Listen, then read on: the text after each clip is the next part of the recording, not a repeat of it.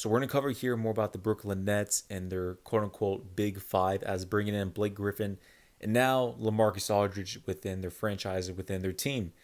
Bringing in Blake Griffin, we already thought it was a monster to begin with, but bringing in Lamarcus Aldridge has added on to that. So as we're looking on with Blake Griffin, and same thing with Lamarcus Aldridge, Blake Griffin brought in 2 points, 1 rebound, and 1 block within his debut against the Washington Wizards in that W.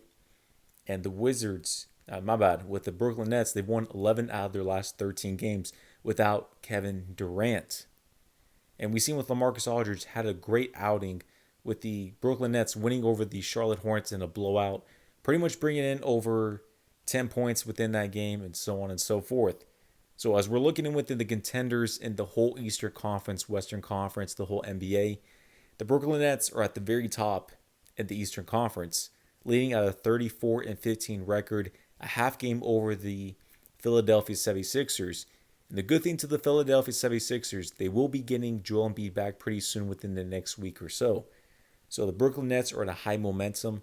James Harden is one of the players at the top of the MVP considerations, balling out with triple doubles and 40-point game performances. If you're looking to the Western Conference, you do have the Utah Jazz and the Phoenix Suns at the first and second record. But we all know at the end of the day that either the Clippers or the Lakers are most likely to come out of the Western Conference and represent highly in the West. So as of right now, the Brooklyn Nets are looking electric as can be, bringing in all the buyouts and free agents within their markets. We're going to cover here a little more into Chris Broussard and the crew in regards to the Lamarcus Aldridge signing and kind of the in-depths of if the Brooklyn Nets have the NBA championship for 2021 all up in the making or anything else along in the market. So let's jump in here. What? The Lakers had better have gotten Andre Drummond after the Nets added Lamarcus Aldridge to go with Blake Griffin. So both improved their depth, their versatility, and they added, big-time talent, even if the Nets guys aren't in their prime. If I have to pick one team, I'm going with the Nets just because they got 2 players to the Lakers 1. And we understand neither Blake Griffin nor Lamarcus Aldridge is still in their prime. And to be honest, that's good because it wouldn't work. There's no way it would work if those 2 were still perennial all-star talents with the other 3 guys. It's just too many guys that will want and need the ball. But now that they understand their role players, I think they can help the Nets. Now, a big challenge for the Nets is going to be Steve Nash having to figure out how, when, and where to use these guys because they can go big with DeAndre Jordan and Aldridge or Blake at the 4 and KD at the 3. They can go small, which I really like their small possibilities of Blake Griffin, Kevin Durant at the 4 and the 5. But here's the thing, too, guys. Their most effective offensive lineup has been the small ball lineup with Jeff Green at center. But it's got problems defensively, as you might imagine.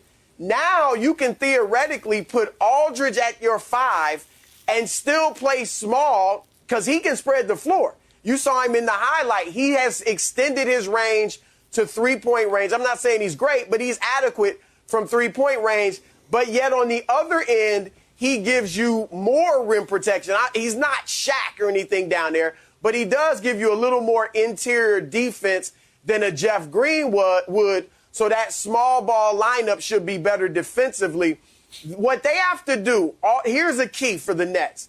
Aldridge and Blake have got to have the mentality that Dwight Howard had for the Lakers last year, where it's like, hey, I came here for one reason. That's to win a championship. It's not to put myself in position to make more money next year. It's not to come here and put up numbers. And there may be games and even series where I don't play a lot, depending on the matchups. But I still have to be engaged and supportive of my teammates. If they do that, man, it's going to be very hard. I don't know that anybody can stop them if they're fully healthy.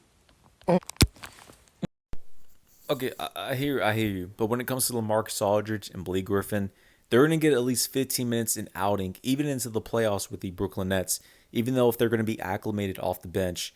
If you're looking at the Brooklyn Nets, their starting lineup will be Kyrie Irving, James Harden, Joe Harris, Kevin Durant, and DeAndre Jordan. And we fully expect Blake Griffin, Lamarcus Aldridge to come off the bench with Jeff Green. Those are the 8 main players whenever you're coming about the Brooklyn Nets. Now, if you're looking at the whole landscape of things when it comes to the LA Lakers, and if it comes to the Brooklyn Nets in general with these free agent signings and such forth, the Brooklyn Nets, they made the right moves, bringing in Lamarcus Aldridge, bringing in Blake Griffin. Now, the one thing the Nets are lacking is a true defensive anchor. Ideally, an Andre Drummond and or a JaVale McGee would have been adequate for their team becoming a defensive anchor. The Nets do not have that.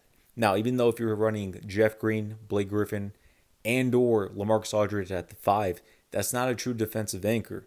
So the Lakers took a W by bringing in Andre Drummond at the 5 because Montrezl Harrell is around 6'7". He is undersized as can be.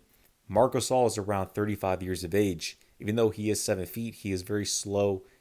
Lateral movements, he's not as quick as can be. He's not a true defensive big within this day and age.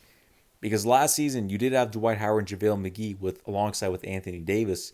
The Lakers were one of the best defensive teams in basketball, especially with their front court whenever it came to JaVale McGee and or Dwight Howard with Anthony Davis. Now bringing Andre Drummond with Anthony Davis is going to be a huge move for the LA Lakers. We did see with Andre Drummond, he did hurt himself within his toe with the first game. He'll probably be out around a game or 2 as can be. But we do expect Anthony Davis to come back the next week or so. So whenever we do have the full lineup of LeBron James out there with Dennis Schroeder, with KCP, with Anthony Davis, as well as with Andre Drummond, we're going to see the LA Lakers become one of the most traditional championship starting teams in basketball. The Brooklyn Nets, they do have a dynamic and all-star team with 3 of the best ISO scorers in basketball. But when it comes to it, they do lack a defensive anchor and a big.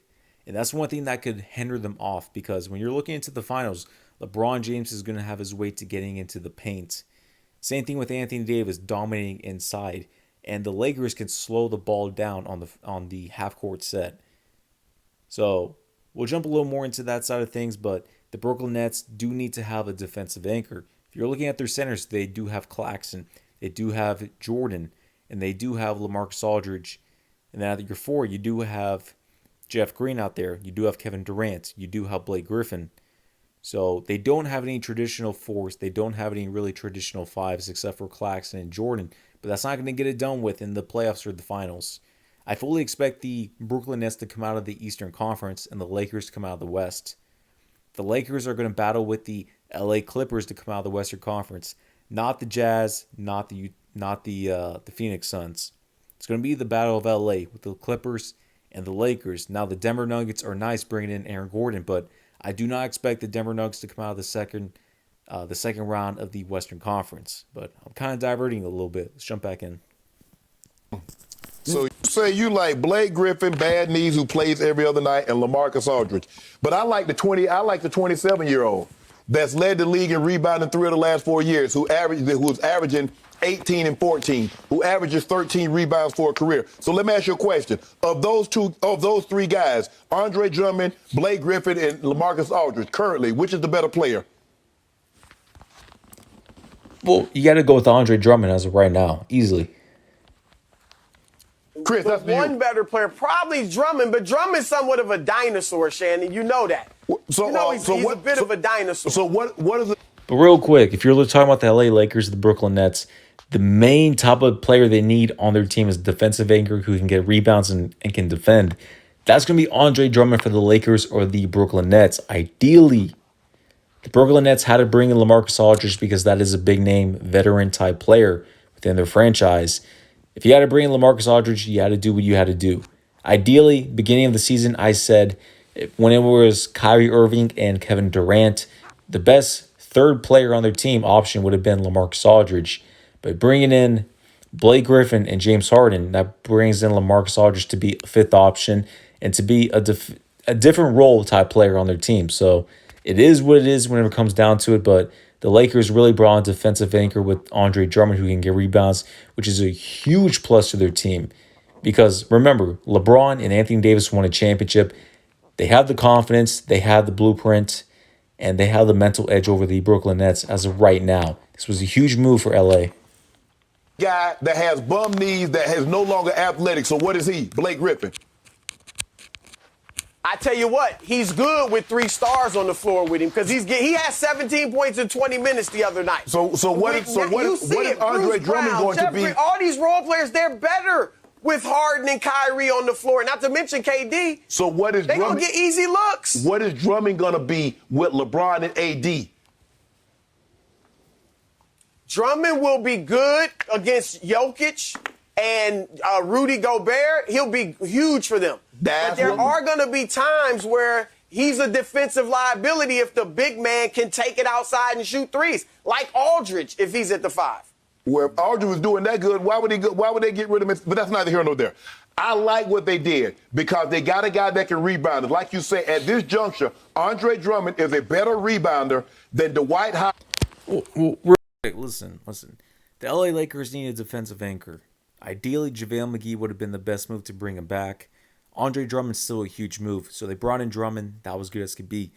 For the Brooklyn Nets, you needed a defensive anchor who cannot just score, but defensively could rebound, block shots, and become a threat defensively in the paint. You don't need an offensive player, but ideally, the Brooklyn Nets should have brought a JaVale McGee, a Hassan Whiteside, somewhere in that range, but at the end of the day, you did have Lamarcus Aldridge, who was available. You had to pick him up. It is what it is.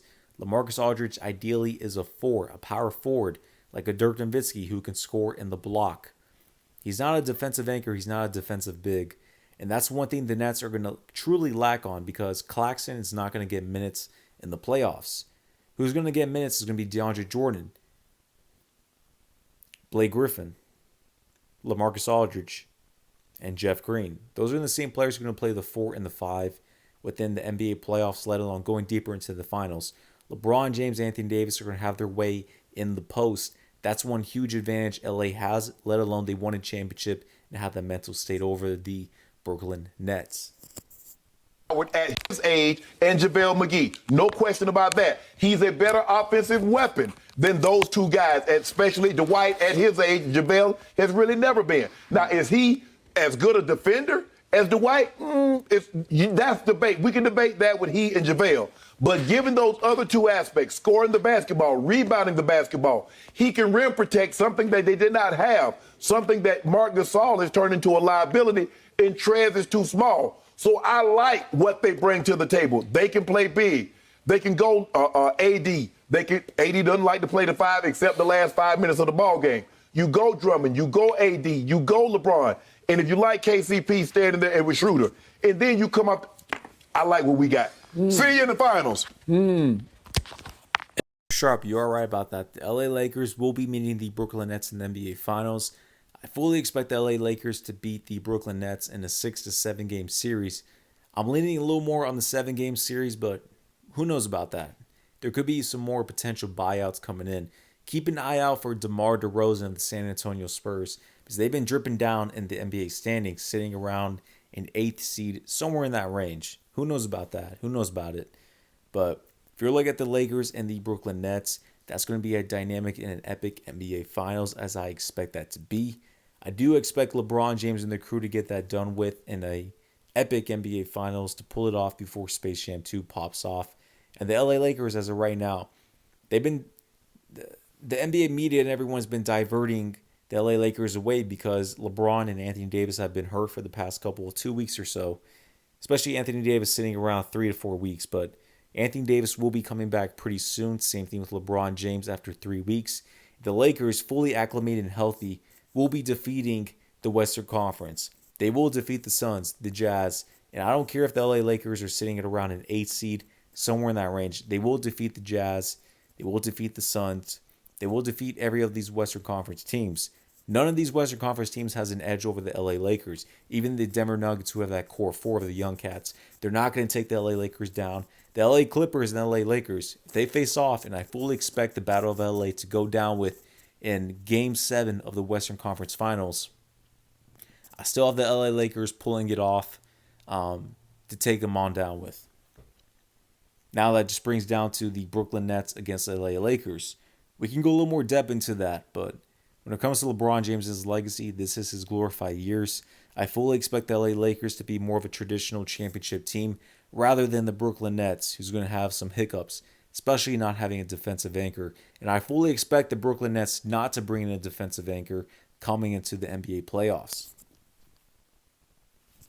So, Chris, I must admit, I'm sitting over here chuckling to myself, watching my man, LaShannon Sharp, across the table from me become the victory parade marshal for the Lakers again. He is beating the drum for Drummond as the final piece to the championship puzzle, the repeat puzzle. He is saying that Andre Drummond, of all people, somebody I hadn't really even thought about the whole time he's been in the league, is now the savior of the Los Angeles Lakers. The savior. That's what you're telling me. Savior. A guy who has toiled in the shadows, who does not know the spotlight. I feel sorry for Andre Drummond because Laker Nation's going to say, show us. You are our man. Save us. And he will not be capable of saving you. Yes, he does. Just do your job. Rebound and give us a couple of points here and there. He is 6'10", 280 pounds. He will shrink under the bright, hot spotlight of Laker Nation. You know it, and I know it. He will not be able to stand up to the pressure. Well, no. Especially with JaVale McGee and Dwight Howard last season in the playoffs, especially within the second and third round against the Houston Rockets and somewhat of the Denver Nuggets. JaVale McGee and Dwight Howard is not really a factor, especially against the Houston Rockets. Now, JaVale McGee came out of the lineup. Dwight Howard was somewhat here or there. But as we're looking with the Denver Nuggets against Jokic, Dwight Howard had a start, and he tore down Jokic. So as we're looking in the NBA playoffs, I fully expect the LA Lakers in the first round. It's going to be weird because they could range around a 4 seed to a 6 seed, possibly an 8 seed. Potentially could go back to a 2nd seed. Somewhere in that range. But for the LA Lakers, they're probably going to face around in the first round, to be honest. They're probably going to look at within a, that's a tough one. I mean, they could go around a Phoenix Suns if they're going off that deep, which I don't really expect that to be. I fully expect the LA Lakers to finish around a 4th or 5th seed, somewhere in that range. If they do, they potentially could go against around the Dallas Mavericks in the first round, the Denver Nuggets, something like that. But, it is what it is, on that side of things. But for the LA Lakers and LeBron James, they will be coming out of the first round, the second round. Even if they do face around the Phoenix Suns and the Jazz in the second round, they will take them down. Chris Paul and Devin Booker is not going to take down a LeBron and Anthony Davis-led team. Donovan Mitchell and Rudy Gobert is not going to take down a LeBron James and Anthony Davis-led team. I fully expect the Lakers and Clippers to reach off in the conference finals. It's going to get a little more deeper in the NBA stage of things. The Lakers usually take off these teams in 5 or 6 games within the playoffs last season. Now I fully expect 6 to 7 game series this go around. That you have upon him because he's never felt this before. He's been in 8 playoff games in his career, and he's 0 for 8 because nobody cared, nobody watched. After 8 seed, he's the 8 seed. He keeps saying that, Chris, but he went against the number 1 seed Cavs and the number 1 seed Milwaukee Bucks. When Jordan was the 8 seed and went against the Boston Celtics, Chris Broussard, what was his record, if you don't mind me asking? Okay, so now Michael Jordan is 60. not... Yeah, but with Michael Jordan, his first couple of seasons, this was his first 3 seasons when he had to go against the Boston Celtics, the Milwaukee Bucks. I'm not going to put that on Michael Jordan. I mean, after his first 3 seasons, what happened? He would go deeper in the playoffs, and then after that, he won 2 3-peats. So that's pretty petty for Mr. Shannon Sharp. LeBron James missed the playoffs his first 2 seasons, and after LeBron James won a championship within his, I believe his 9th season in the NBA, he won back-to-back chips, and then LeBron James will lose a chip or 2, then he would win 1, then he would lose 2 to 3, then he would win 1, and so on and so forth. Michael Jordan was consistent whenever he was in his prime and winning. He never pretty much looked back. So I don't want to bring that up. No. the equal of Andre Drummond. That's what you're saying? Oh, Chris, don't do that. Chris, did you say 63 points and call the L? So now, no, see what you do, Chris? You always do that. Will you stop doing that? I'm not saying Andre Drummond is Michael Jordan. I've never said that. But what I am saying, Andre Drummond was the 8th seed going against the 1 seed. So I don't even remember him playing in either series, and I watched every dribble of both series. And the point is, I do remember him clanking free throws because in those 8 playoff games, he's 20 of 55 from the free throw line. Under the playoff pressure, that's 36%. It's going to... Just like JaVale McGee and Dwight Howard, late games in the playoffs, Andre Drummond's not going to be playing in the game. Anthony Davis will be filling in within the 5 slot, which he can be. And LeBron James will pretty much will play that forward. So they're going to run that small ball lineup. So it's not going to be a big deal within the LA Lakers. Be serious, hack Drummond. You cannot play him down the stretch of playoff games because he will be your Achilles heel at the free throw line. Okay, can I ask you something, Chris Broussard? I want to ask you also, Skip Bayless. Can you tell me the playoff game that you remember Blake Griffin and Lamarcus Aldridge playing in? Give me the game that you remember they had. The game? The game. Oh, I remember one huge one for Lamarcus Aldridge. It was game. No, I'm not. No, I know they made the playoffs, but the game. Yeah, I got it. One night against Oklahoma City, at Oklahoma City, I think he made like... Rim run, he can score on putbacks and dump offs, and he can rebound. So he'll get you extra possession. Thank you. But there will be a lot of times where he's not going to be on the floor. I mean, you've watched the Lakers this year. They want to spread it out. And LeBron has long wanted it spread out, right? No big man in the middle. So AD played a lot of center against Miami in the finals. Yeah. So depending on the matchups and in games, Drummond's not going to be often giving you 30 minutes a night. No. So this is just another element for them. It makes them more versatile. But to think those at 18 and 14, it's not going to look anything like that for him playing for the Lakers. Maybe. So, like what I just said before, Anthony Davis will be playing the 5, especially later in the games in the NBA Finals and so on and so forth. But overall, as we're looking with the Brooklyn Nets and the LA Lakers, the biggest signs was for the Lakers. They needed a defensive big. Marc Gasol was not cutting it. Montrezl Harrell is undersized. So Marc Gasol is pretty much going to play around 5 to 10 minutes a night, let alone won't be in the rotation, bringing in Drummond. And this is something to where LeBron James and Anthony Davis will be finally healthy within the roster. So this whole team is going to make more sense coming into it. The Brooklyn Nets bringing in Lamarcus Aldridge was just sprinkles on top.